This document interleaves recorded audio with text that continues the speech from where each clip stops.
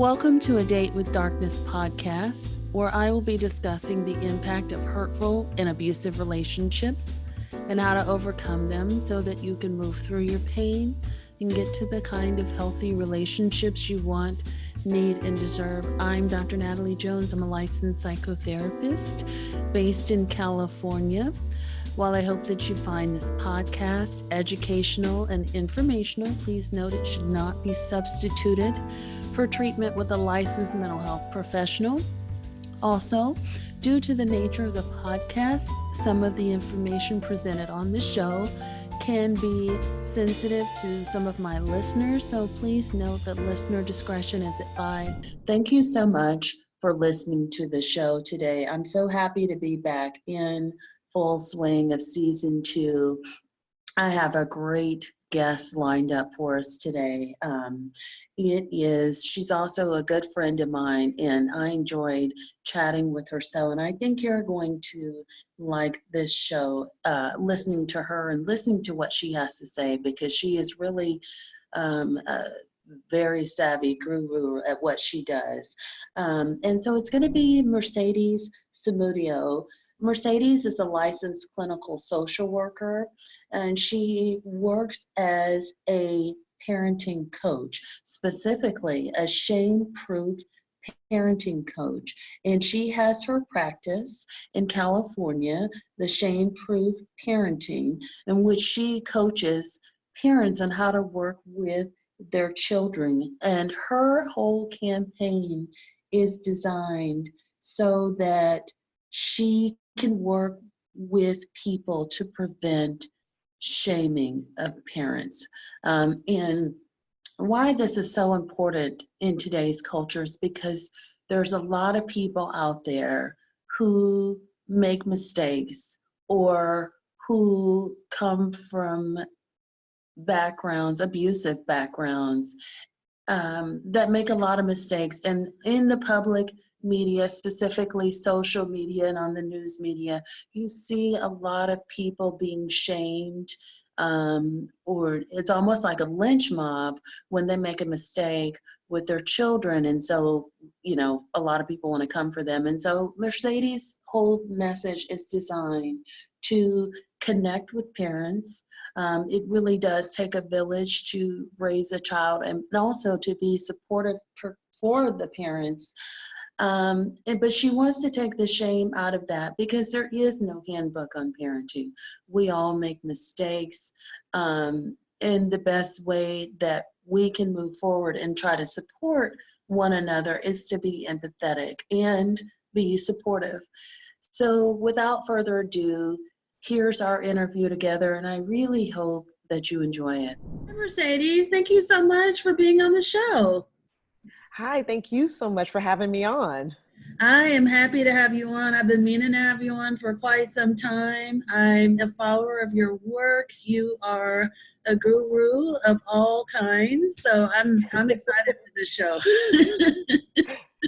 Thank you. I'm excited to be on too. I love, supporting colleagues and being a part of my colleagues' amazing podcast and their work. So thank you. Sure. Thank you. And so for people who are not familiar with your work, can you tell us a little bit about who you are and what you do and what you're passionate about? Yeah. So I am an LCSW and parent coach.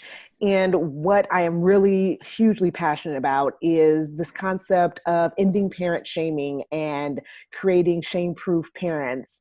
And what that looks like is really looking at parents as kind of parenting being an identity that all of us humans actually have already, whether we have kids or not.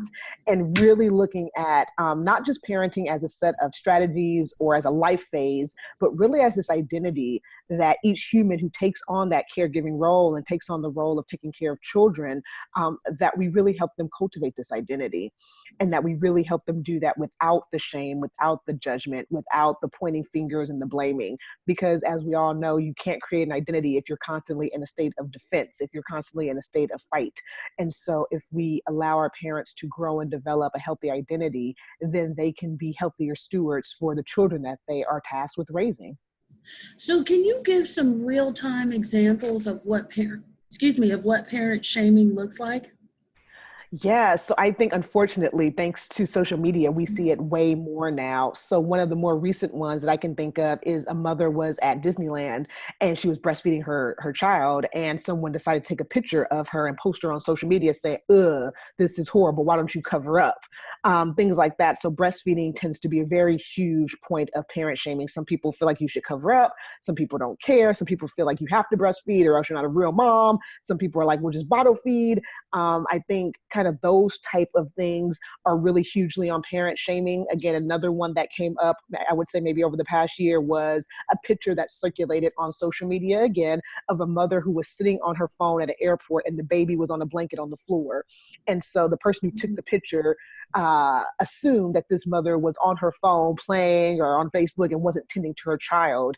And the woman did not know at all that this photo had been taken until it got viral. And then people who knew her said, "Oh, is that you?" And then she looked into it and realized it was her. And it became this whole media storm. And she spoke out and said, well, what had happened is that they had been at the airport. There was some type of delay with the plane. And so her and the child were at the airport stuck pretty much.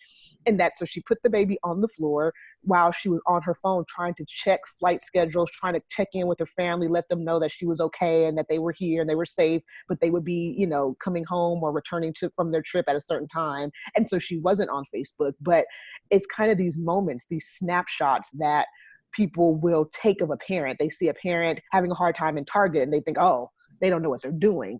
They see a parent maybe making a quick snap decision in the middle of a playground. They think, oh, that parent is so abusive, but we don't really know everything that's happening at home. We don't know everything that led up to that moment. And so it allows us kind of as the bystanders to shame, to judge. Oh, I know what you're doing. Oh, that's not good. Oh, research says this is horrible, without really taking the time to say, what is really happening for this parent and what is really happening for this family? So, yes, and I would agree with you that, social media has definitely opened up a window where you could see into people's lives and you can make snap judgments, oftentimes that are inaccurate, right? People boost up their relationship statuses and their images, always looking happy and smiling, when it can be a facade for many people. Where does the concept of parent shaming come from? Well, for Why do we do that? professionally, yeah, I think for me professionally, what I see is that all of us, because we come from parents, we all have ideas about how children are supposed to be raised. So I That, feel like it's twofold. On one end, we have ideas about how we were raised and how we would like to see other people raise their children. But then also we look into society and we see how people get into their adulthood and we wonder, how was this person raised? So yes, if you look at some of the things that have happened in the recent media, the Florida mass shooting and just all of these, you look at these people and you say, how did this person get this way? What yes, happened to them? Where yes. were their parents? Right. And so I think this is why we end up shaming, because we see these type of things happening in the media. We see these type of things happening in our world. And we want to wonder, how did this adult get this way? Where did this person get this understanding of the world? And fortunately or unfortunately, however you want to see it, we tend to go back to the parents. Who were their parents? Where are their parents? What did their Mhm. parents do or not do? And I think that becomes the crux of why we shame parents.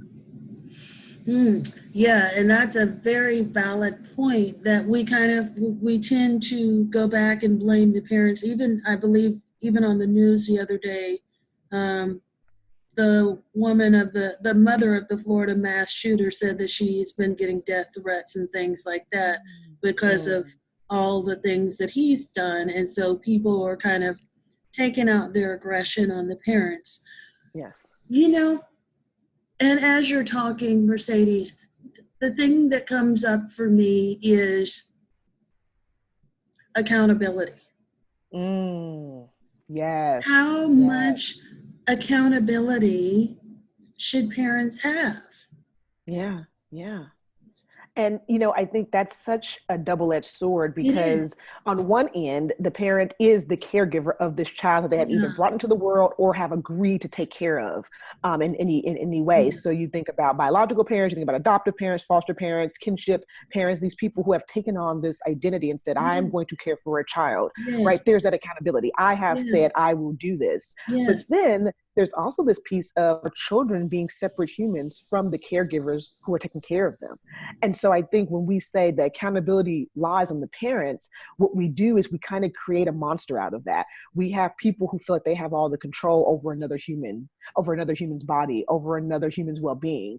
And sometimes it can be hard to walk that fine line of, I am accountable for you to make sure that you're safe and to make sure that you learn and you grow, but I'm not accountable for things that you decide to do outside of that learning and growing that I am helping you with.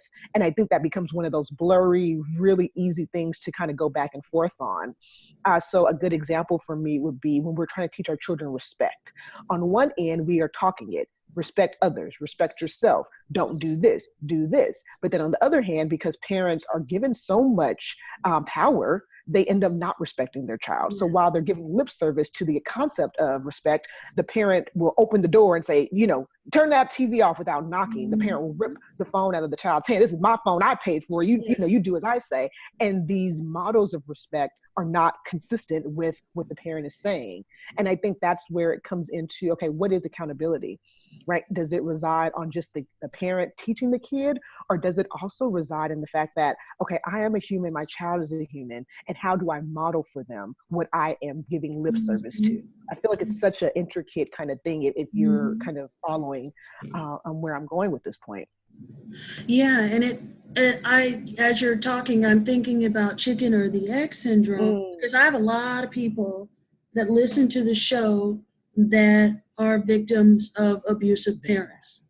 Yes. They've had abusive parents, they had an abusive childhood, so they grew up being abused, and, they're easily triggered by things that they see on social media, and they're probably a large part of the population of people that are doing this shaming, this venting, this ranting, this maybe even wanting to lash out and kill people who they see that have violated, or they feel have violated others in somehow. So with that being said, how does the concept of ending parent shaming apply to them? So I think it's such a deep, I love that you brought that up. And I think for me, and I'll get a little deep here, I think there's this question of when do we decide that a child no longer deserves our empathy? Right? So we say, okay, you're an adult, Natalie, you need to know better. But at what age did you become that adult? Are you that adult? How do I know that because of your trauma and what we know about how trauma stunts our development emotionally and mentally, how do I know that even though you sit before me and you say, I am an adult, that emotionally and mentally you are? And so I think what ends up happening with our parents is that a lot of our parents have been hurt by whatever reason, their own childhood, their own life decisions, and they've never gotten any support for it. And I'll take one instance of why someone might be a parent. Someone might become a parent because they want to do it better. They want to do it better than they were parented. They come into this thinking, I really want to be a better mom, a better dad, but they haven't done any of the internal work to be a better person, right? But they just say, I'm going to bring a child to the world. I'm going to do this better. But they've done none of the work. So of course, when that child triggers them, right, the child has a tantrum, the child cries too much, the child won't go to bed on time, the child won't do their homework. These are all triggers that on the surface should not trigger my trauma because it has nothing to do with it, so to speak, but it triggers me as someone who has never worked on my own stuff. My kid saying no to me feels like I'm not being heard yet again. My kid saying, mommy, the teacher, expelled me feels like now I've got another burden to handle when all I've been doing is being burdened my whole life. And so I'm not saying that we permit or we say it's okay for parents to abuse their child, but understanding that when someone is hurt, they will hurt somebody. It's not they might or they could or, this is some amorous thing. It happens. When someone is hurt, they will hurt others. So when I go into the idea of ending parent shaming, I think about if we are hurting parents, we're telling Natalie, you know what, Natalie, I wouldn't do that if I were you. That's not how we raise kids. The research, Natalie, says this is not how you do this. All these things that we throw at parents. Natalie's not going to turn to me and say, you know what, Mercedes, you're right. Tell me more. She's going to be like, oh, okay. And she's going to go home and do what to her child? She's going to yell at her kid because she's hurting, right? She's going to hit her child because her child has, again, put her in a space where she's being judged. Yeah. So if you had just sat down at Target or if you had just stayed in your basket, that mom wouldn't have looked at me. right? Those people wouldn't have to come to me and tell me how bad you are. So now I've got to do something to make sure that you stay in line. It becomes this kind of cycle that people don't realize, that when people are hurt, shaming them, judging them, telling them what they should, could, would do, that doesn't make them feel like, you know what, you're right, let me rethink my parenting strategies. What they do is they internalize all that stuff, and then it comes out when their child has a tantrum. It comes out when their child won't take a shower and go to bed. It comes out in such a negative way. We don't see it, but it comes out, and the child has to deal with it. And then what happens to that child? They grow up and they decide, well, I'm going to be different. And here we go again, just kind of that same recycling of trauma and abuse. And I'm certainly not advocating for that. But one of the things that comes to my mind is, especially if we're talking about social media, definitely not on a smaller scale, but as we're talking about social media, one of the videos that came to my mind is a family on YouTube that was shaming their children and doing all this stuff. And Daddy of five. They got their kids taken away, and there's like this huge backlash from the public about their mistreatment of children, whereas they were just like, I'm in it for the money and we're making all this money off of YouTube and the kids enjoy it too. But then they later made a statement and retracted, we're very sorry, blah, blah, blah, blah. So as I'm talking about this, one of the things that comes to my mind is that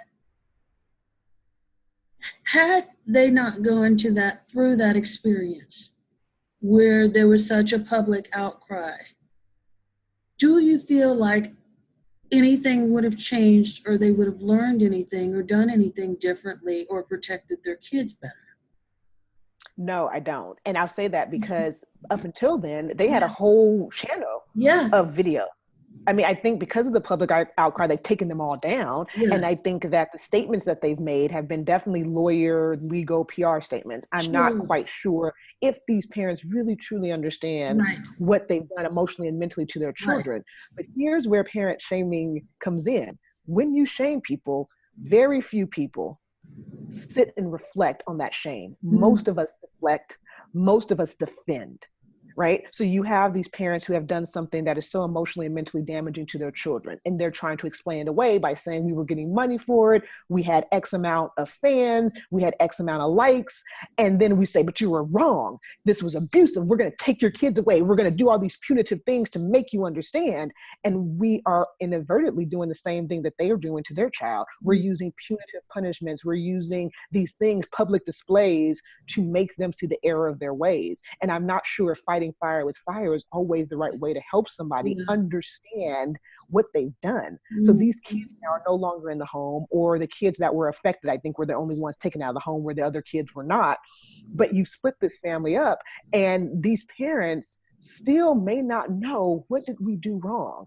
Why were people so angry with us? To come out publicly and state, oh, we're sorry. And I'm always very weary of public statements because they seem very PR. And this is not just with parenting in general. When I hear people's, public statements, I'm always like, I wonder if they really truly understand the pain that they caused, that they're apologizing to. But I think when I look at the grander scheme of parenting, on one end, I think we have 1,000,001 portrayals of how parents are doing it wrong. We have very few models of how parents are getting it right? So we plaster the daddy of five and say, see, wrong. There was the other group of families, that the two parents who tortured those 13 children, see, bad. And then there's no alternative. Well, if that's bad and this is bad, then what am I supposed to be doing? You want to say, well, you should know common sense, don't hurt a kid. Sure. But this is why we have these two examples, because it's not common sense. Some people just don't know that you're not supposed to be doing this. So where are the models to say, daddy of five is wrong, these group of parents who tortured these 13 children are wrong, and the countless other news briefs? Where's the contrast of, this mother is doing it right, these family members are doing, and when I say right versus wrong, I'm being very subjective here, but it's this idea of, where's the contrast? Where are the families that are getting it right? I'll go to another example of a public parenting display of when the Baltimore mother, during the Baltimore riots, she was filmed, beating her son because she was trying to get him out of the riots. Well, that mother was cheered on. That mother was commended for going to get her son and helping Detroit be safer, right? I mean, Baltimore rather, be safer. And so you've got mixed messages. Daddy of five, wrong. But if you're a mom and you get your son and get him out of that riot, you're right. Right. And so can you imagine all of the other parents who had open DCFS cases who did just that? They spanked their child, they popped their child.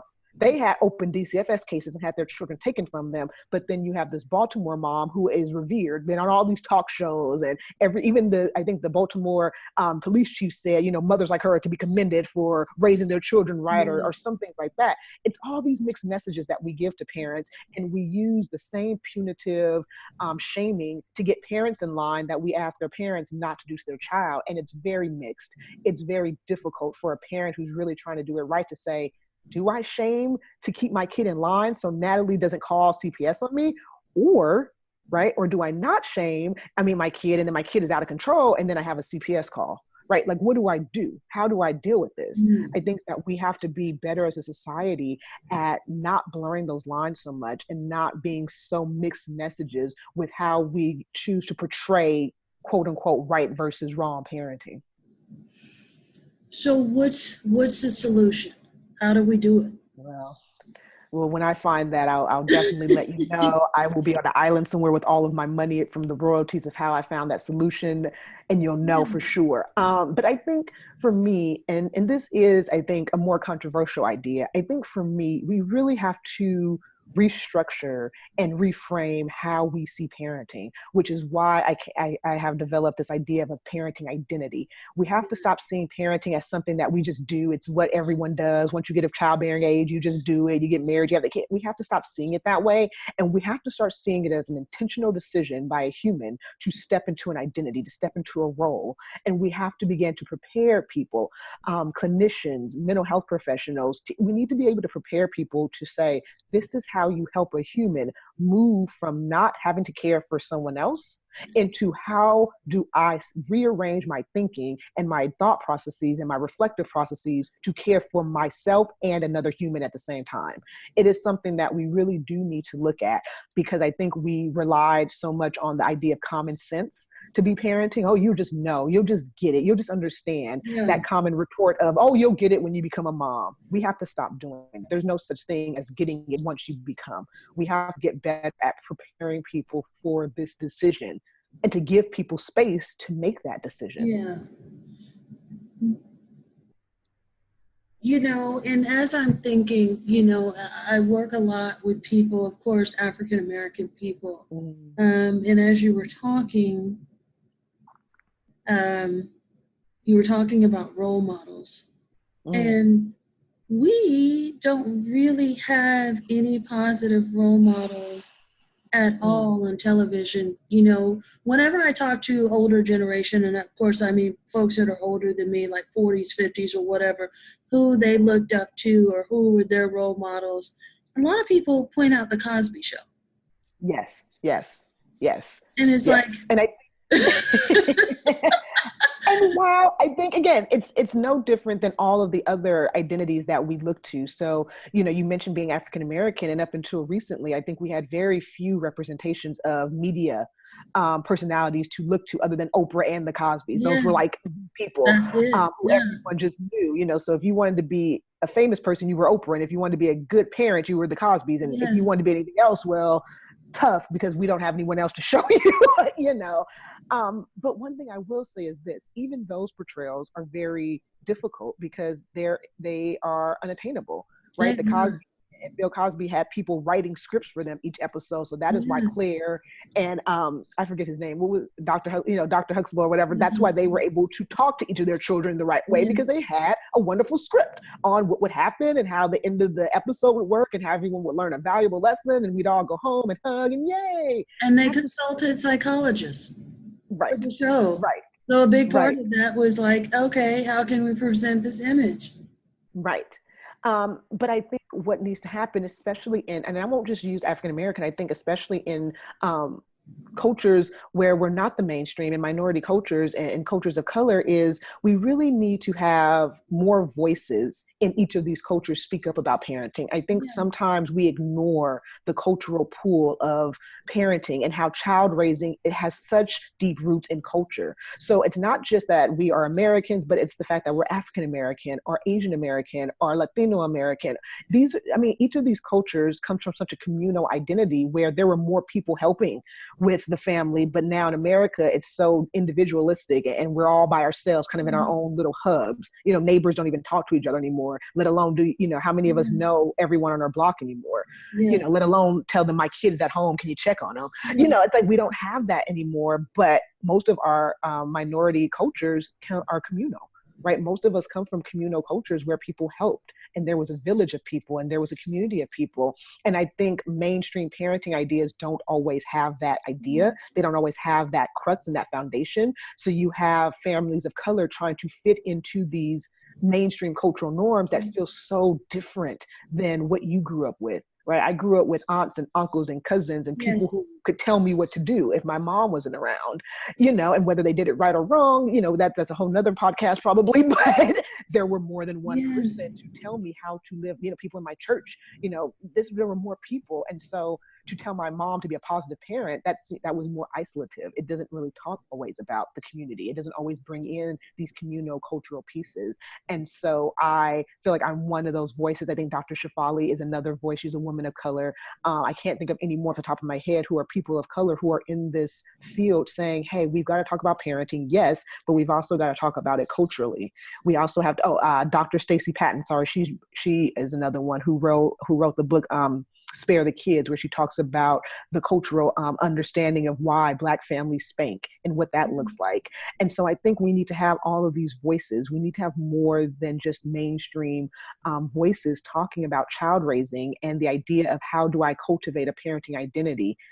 Because, and then also, just to keep going with this idea, there's also other things that plague Black children of color that parents are contending with. So you've got a Black mother raising a Black son. And so on one end, yes, I've got to raise you and help you be healthy, but I've also got to contend with it. You might go out with your friends and get shot. Yeah. How do I parent that? How do I parent through that fear? You know, I think we live in a culture where we also have to deal with gun violence, where it's like, okay, I have to parent you and make sure you're fed and well-rounded and emotionally, you know, sensitive and emotionally intelligent, but also I've got to prepare you for if you go to school and there's a shooter. So there's so many things that we've got to think about when it comes to child raising that I think our parenting and the way that we're talking about parenting has to evolve with that. And we have to get better at talking about those intricacies and those nuances that families have to deal with. I would agree with you. And, you know, the one thing that I think of when we're talking about parenting, especially abusive parents, is how, you know, the one thing I was thinking of is that people who have a history of having abusive parents, and then when they have their own children, that their parents even become critical or hypercritical of their parenting. Oh, yeah. And it's like, well, who are you to judge me and to Right. tell me anything when you were abusive to me? Right, right. And so it's like this never ending cycle of just like shaming and criticism. And it's one of the reasons why the parenting identity development model that I've created is so important, because as clinicians, when we are privileged enough to work with somebody through this, we really have to help them understand not just their own parenting identity, but how parenting has such a huge influence on how we see ourselves. So a lot of people will say, well, I don't work with kids, Mercedes, but I'm saying, but you work with people. You work with people who were parented. And if you can understand how their parenting identity or what they believe about their child raising influences their addiction or influences their traumatic responses, you're going to have a huge piece of that puzzle, because so much of us go into our young adult lives with whatever our parents gave us, good, bad, and indifferent. And we begin to make decisions based on those ideas. And a lot of those ideas can be helpful and lead us to success, but many of those ideas lead us to be unsuccessful and to be so detached from our emotions and ourselves. And if we can get better at understanding, how do people cultivate this parenting identity? How do people come into understanding what happened to them before they start raising children, or even as a result of being raised by an abusive parent?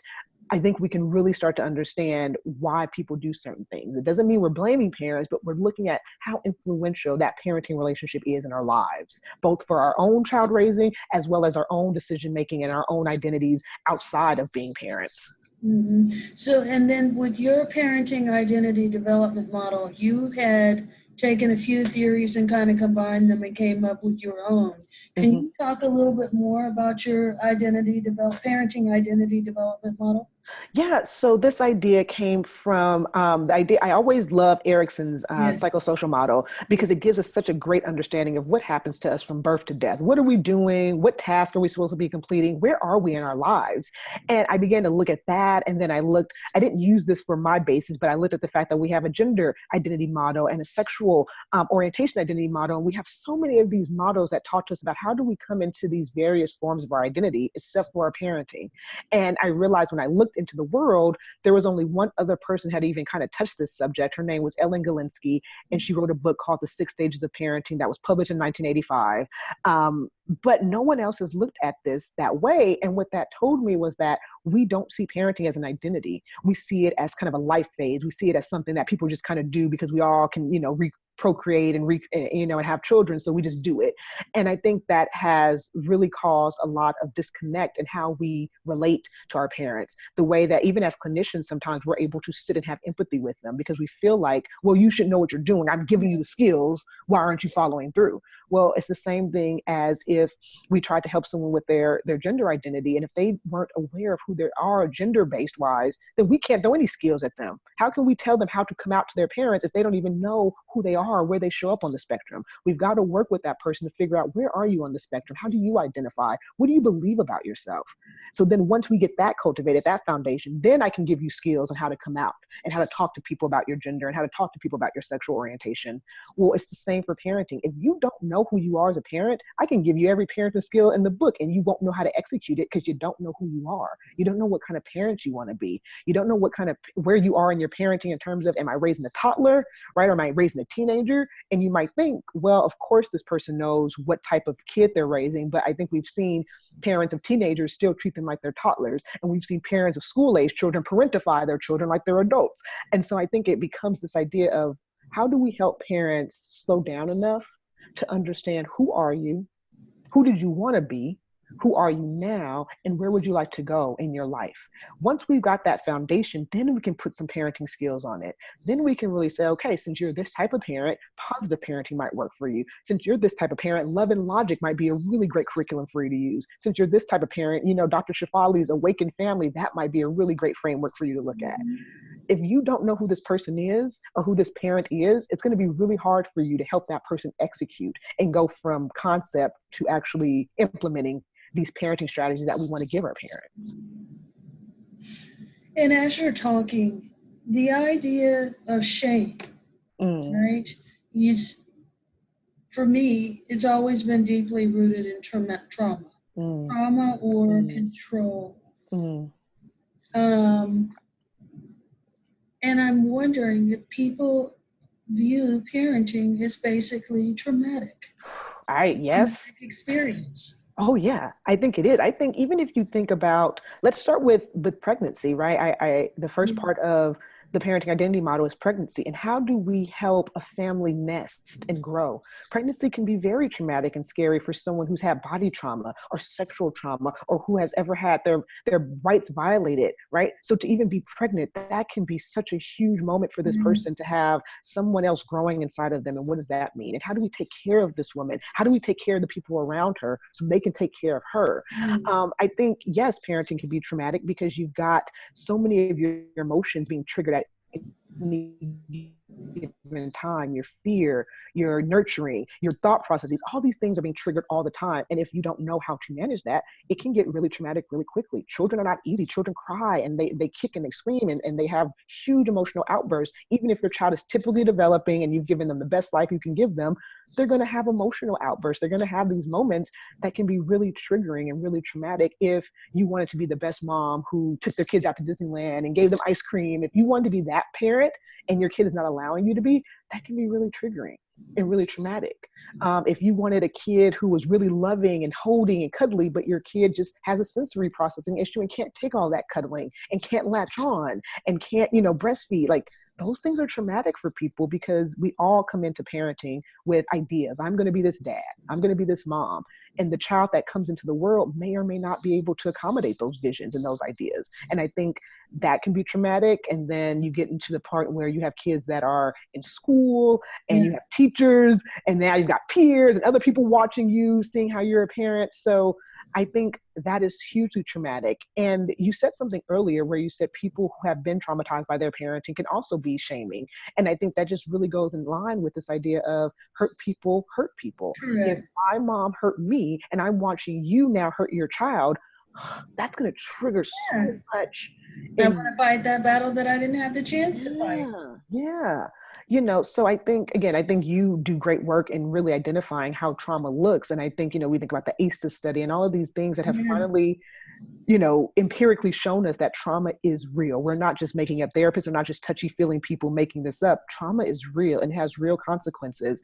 And I think that parenting definitely, and I'm not the person to do this, or maybe I am, I don't know, parenting definitely maybe be a part of that ACEs study, right? Like the way you're parented or the way that you choose to parent can definitely be, I think, in our lives. Yeah, and the ACEs study is definitely an interesting one. And it brings up a lot of good points, but I feel like there's a big gap in the ACEs study. Yeah. It's not really too much of a cause and effect for me because there's just so much missing in between.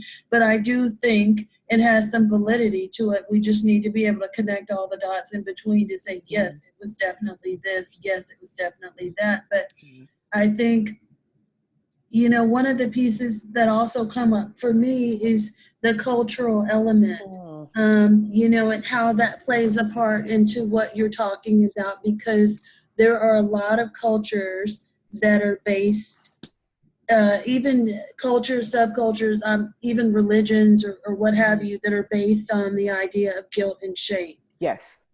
And that's their whole model behind that.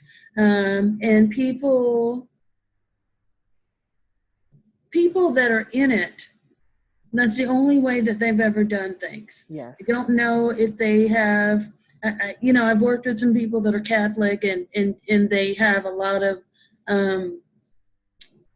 PTSD from that. Yes. But I can't say from other cultures in which, they're known for narcissistic parenting, or what we would call narcissistic parenting. Yeah. How does that play into this? I think everything you just said is exactly how it plays into this. I think as you were talking, I was thinking, well, I came from two cultures where I'm African American and I was raised as a Baptist Christian. Yes. So both of those have hugely rules about who you are as a child, who the parent is, and how the parent is supposed to raise you. And I mentioned Dr. Stacey Patton's book, Spare the Kids. It comes from that idea of spare the rod, spoil the child. Yes. Right? And how that is a huge piece of the religious culture, the Baptist Christian culture of, I have to hit you because if I don't, then I'm spoiling you. Then I am not teaching you the right way. I have to be over you. I have to control you. You are the child. One thing that I remember being told my whole life is that, I'm the parent, you're the child. Yes. That's just how it goes. You don't have a say. I tell you, you do. Seen and not heard. Right. Yes. And so that has a huge effect on, number one, not being seen, not being heard. And if I can take one chunk out of it, if you are someone who was raised that way and you made it out, however you did, you made it out, and you now are parenting, you have two choices. You can either continue to parent that way because you feel like, well, I made it out, I'm fine, right? That's the general, I'm fine, I made it out, or you try so hard to distance yourself from it, right? I will not be that way, that you end up being really permissive and you still end up having a child who gets hurt and shamed because you don't know how to set healthy boundaries. So instead of doing all the control boundaries, you set none.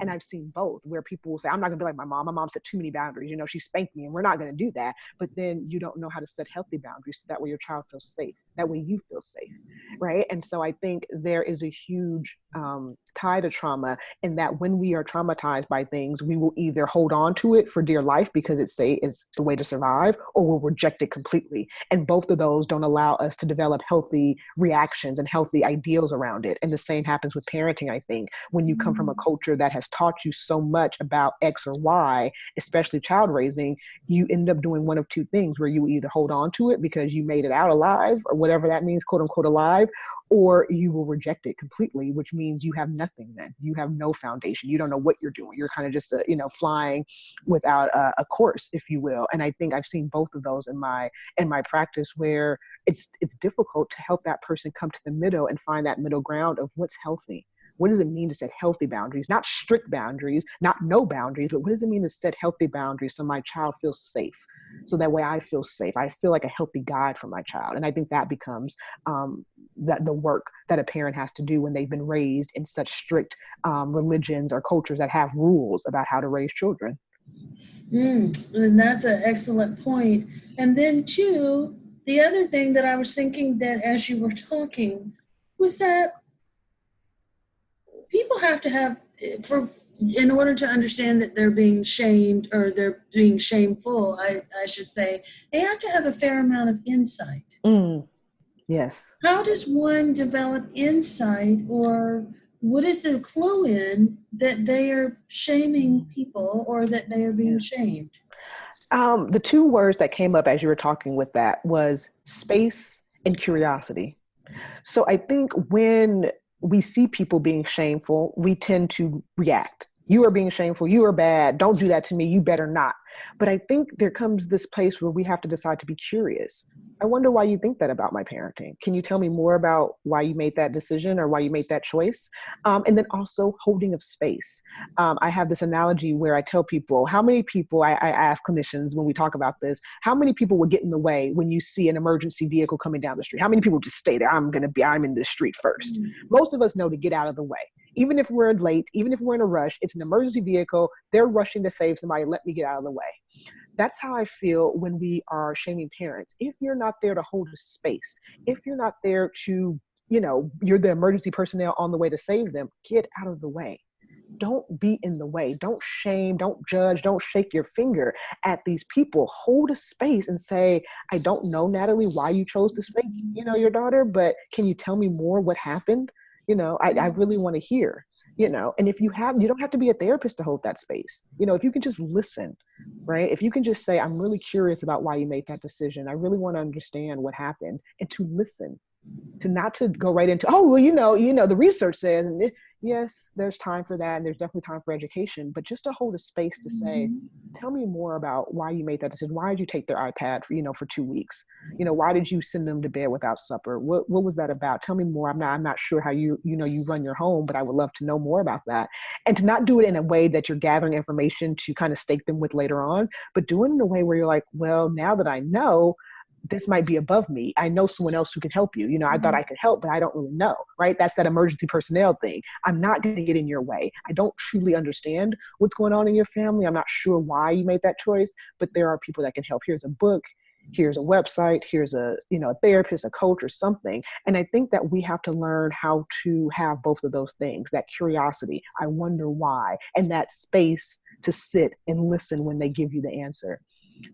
Over the years, I have really cultivated that as part of how I work with my parents. And you'd be surprised the type of answers parents give. Some of them make sense. It's like, well, yeah, he upset you. You've been telling him to do it 50 times. Yeah.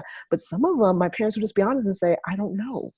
I just blacked out and I was so angry. Or, I came home from traffic and the traffic, upset me so much that, wow, I came in and everybody's shoes were on the floor. I just started throwing shoes. I was just done.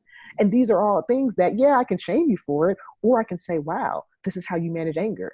This is what you do when you have anger. This is what you do when you have sadness. This is what you've learned to do when you're overwhelmed, right? Now that I know that, I can direct you and help you in so many more ways than just giving you parenting strategies, than just saying, oh, you shouldn't. I now am starting to understand the way your brain works when you're overwhelmed. And that's what happens when we give people that space, when we get curious. You start to understand how their brain works. Oh, you were on the 405 for an hour, so you were done. By the time you got home, you were already done. You were at your wit's end. So to come in and see the dishes in the sink, whoever was around oh no, you know what I mean? And that makes sense. Yeah. Again, it's still abusive, right? We're not going to mince the word. That's still abusive. You started throwing shoes, you started yelling and calling everybody names. That's abusive. We get that. But now that I understand how your brain works, I can help you be more aware of what you do and where you go with that, right? So that way you can get rid of being abusive and you can start working on how to meet your needs in a better way. You can start working on what to do when you've come home after a long day and there are dishes in the sink, what you can do instead. And these are things that, again, it takes time, and I'm talking about it very like, oh, let's just do it. But it takes time, it takes patience on the part of the person that you're talking to, as well as on your part to sit through and listen and hear them. Yeah. So we live now in a millennial culture where people have a lot of keyboard courage and a lot of judgments behind the computer. Yes. And I know that you've been campaigning to end parent shaming for quite some time. Mm-hmm. How quickly is that catching on? Do you feel like people are really taking hold of that and incorporating that? Yeah. I'll say this. I think that's my platform, but I think, someone posted, I think one of my colleagues posted a video, or not a video, but an article on my page a couple of weeks ago where a group of parents, instead of shaming the mother, they huddled around her and supported her. And I thought, thank God someone else is doing this. It's like, cause I'm just one person, it's like, I don't know if they ever saw what I wrote online. I have no idea if they've come in contact with any of my work, but I would like to assume they probably haven't. And that was just something they felt in that moment at that time, just to say, this mother doesn't need us to shake our finger at her. She needs us to cover her right now. And so what I think is that, this gets a little woo-woo if you don't mind me stepping into it. I think if you start to put this out into the world, it just begins to let the universe know that we may be ready for this. We are ready for a change. We are ready for a reframe on how we connect with other people, whether they're parents or not. How do we connect with other people? Do we continue to connect with other people by shaming them, by judging them, by, trolling them on the internet, by writing all these comments? Or do we begin to really reach out and say, I'm here, right? Whether it is huddling somebody who's having a tantrum at, an airport, whether it's just offering a kind word, whether it's just picking up the phone and actually talking to someone and not just texting.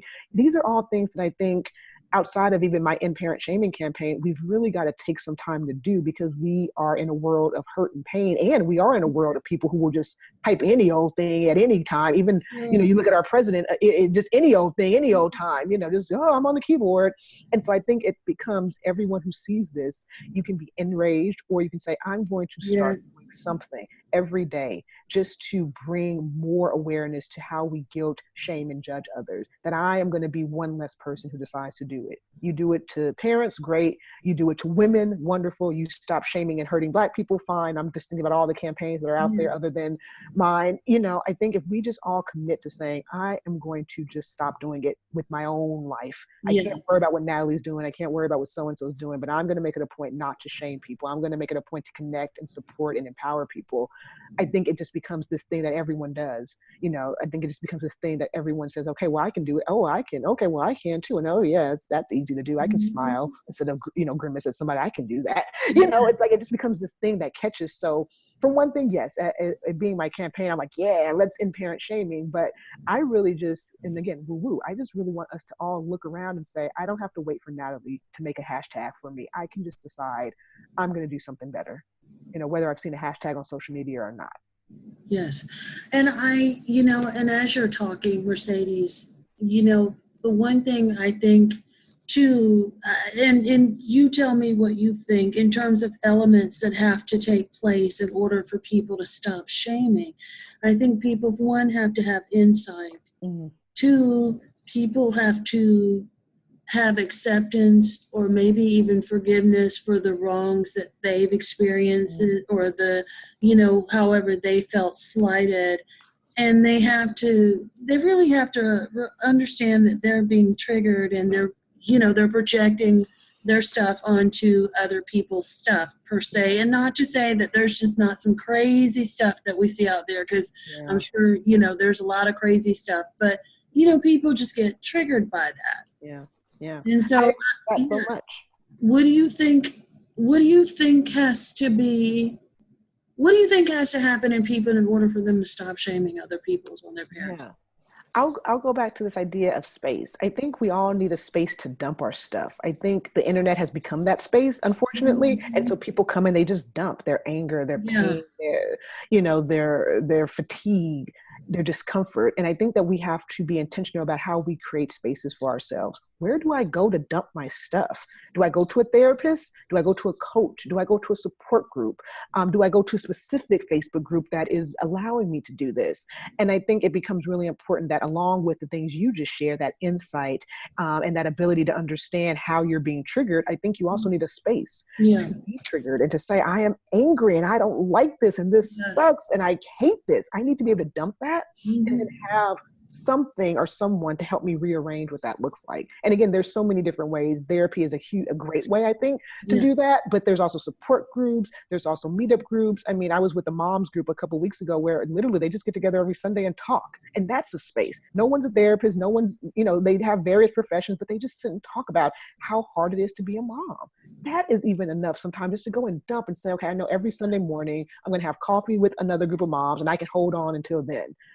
But I think we have to be intentional about that space. We can't just sit at home hoping a space will open up for us. You have to get up and say, I need a space. I can't keep yelling at my kids and throwing, their shoes around and pulling their Nintendos out of the TV and going off every week. I've got to say, all right, this is too much. I need a space. And so I'm very much a huge proponent of finding that space along with your insight, along with understanding how you're triggered, but Mhm. finding just a space to dump. Even if you're not ready to do that work to get insight yet, or that work to understand your triggers yet, just go somewhere and dump it. Go to yoga, go to a kickboxing class, dump that stuff, get it off of you. So that way you don't take it around and dump it on the first person who says good morning to you, or dump it on the first person who does something you don't like. Very good. Do you, when you notice that people around you are shaming others, do you speak up to them personally? I do one of two things. So if I know the person who is shaming, yes, I will talk to them. Yeah. If I don't, I might interject and just share something broadly. So if I hear someone say, our parents, it's all these helicopter parents, my God, I say, well, we've kind of created a world of helicopter parents by asking our parents to be called to task every time something bad happens. Yeah. So you have these helicopter parents who don't want to be their head on a stick when their kid makes straight F's. Yes. So they do their head's homework for them. Yeah. What do you think about that? And so I don't know to tell you, you can't say helicopter parent, but I'll say, well, this is what I think. Yeah. And if I know that person specifically, I might direct to them and say, hey, I know your life. I know where you come from. I'll do that. I also will talk to the person who is being shamed. I'll say, you can speak up for yourself. You can say, no, thank you. You can say, I did not ask for that advice today, but thank you. You can say something. You don't have to sit and cower because you think they're right, or you think you're a horrible parent. Even if you think you're the worst parent in the world, you get a choice with how much stuff you take in. You get to say something like, no, thank you. I did not ask for that parenting advice right now. I will, when I need it, I will ask, please, no more. Thank you. Yes. And I think that we need to give people that faculty too, not just to not shame, but also to speak up for yourself and say, no, thank you. We do it with body awareness. We do it with, other things. But when it comes to people insulting us, we don't always know how to say, I didn't ask for that today. No, thank you. And I think that's a healthy space too. Oh, that's good feedback. Mercedes, how can people find you if they want to connect with you and find out more about what you're doing and your products and services and all that kind of stuff? So the best way to connect with me is to start at my website, which is shameproofparenting.com. It's also the name of my book. And so everything is there, articles, my social media, the links to get my book. If that's something you're interested in, it's all there. So if you start there, you should be able to find me from there on. Great. Any projects or anything like that that people are going to be seeing you on or that can come out and support you with?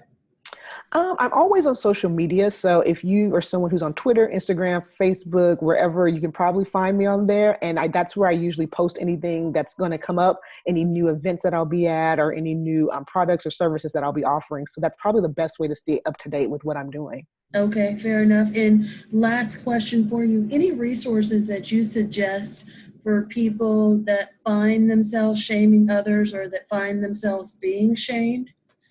I'm going to throw my book out there. I think Shame Proof Parenting is a really great start for that if you're like, okay, I want to know how not to or how to reframe some of this.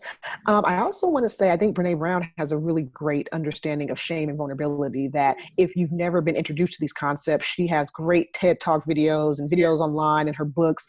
So just different ways, different pieces of media that you can interact with her stuff on. And I would say she's a really great person to also step into this work with if you've never even thought about shame or how it affects you and your vulnerability.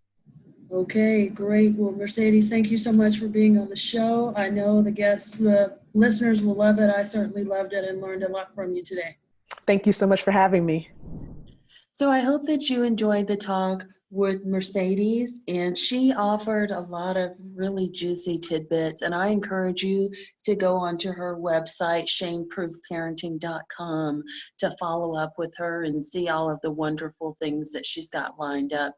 She also has an excellent YouTube channel, and I will be sure to post all of her links in today's show notes. As always, I appreciate you hanging out with me and listening to this episode. Love for you to connect with me via social media, or, if you want to email me, please do so at adatewithdarkness@gmail.com. Love to hear your thoughts and your feelings about the show. If you have suggestions, or, if you actually want to have a problem that you would like for me to discuss on the show and maybe offer some tips and suggestions, would love to be doing more of that as well.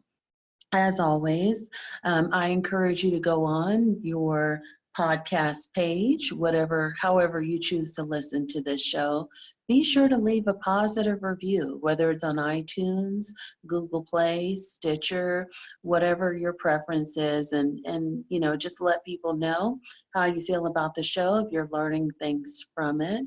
Would love to have that. I also enjoy reading positive emails from people on the show, and I've gotten a lot of those. So I'll be incorporating more of those into the show as well, just so you guys can hear what other listeners are saying.